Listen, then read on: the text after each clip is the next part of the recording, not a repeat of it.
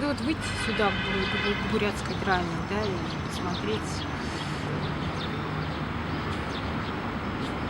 в сторону Тарбагата, посмотреть в сторону Палки. Очень красивое, очень красивое место. Очень красиво было раньше, например, идти по проспекту вот отсюда, от этого, от ювелирного магазина, идти и смотреть на Хамурдабан, особенно во время заката. Очень красиво. Вот теперь эта панорама очень сильно испорчена. Ее, собственно, уже и нет. Вот. Очень красиво было. Так вот идешь по проспекту, ну, уже, наверное, к дому, где напротив танка, да? Вот. И была очень красивая перспектива у театра оперы и балета, опять же, на тот же Хамурдабан.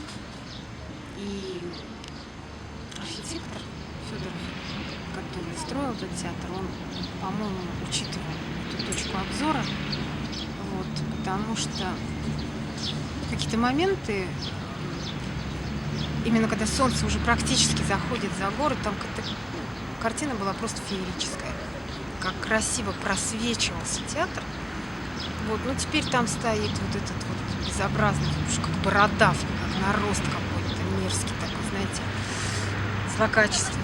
Стоит торговый комплекс «Сибирь», торгово-гостиничный комплекс «Сибирь».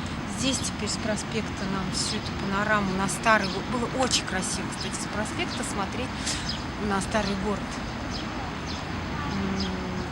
Ну, издали эти деревяшки смотрятся же как-то очень так атмосферно, как-то очень поэтично.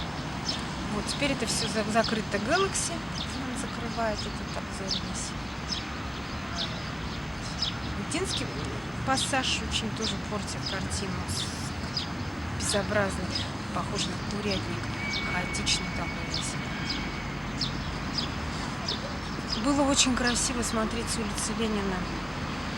Как-то так, знаете, так, даже вот, ну, какой-то, вот, казалось бы, смотреть на проспект было очень приятно оттуда снизу. И вот казалось, ну что, дома, а как-то так вот, какой-то такой вдох рождало, какой-то освобождающий, такой вдохновляющий. Вот, я совсем недавно поняла, что вот эта вот цепь проспектовских домов, она архитекторами, ну вот это строил Миннард, да, Людвиг Миннард делал. Кто делал другие дома, я не знаю. Кто вообще сочинял эту перспективу, эту стрелу проспектовскую, не знаю. Но люди отразили вот этот вот ритм Хамурдабана.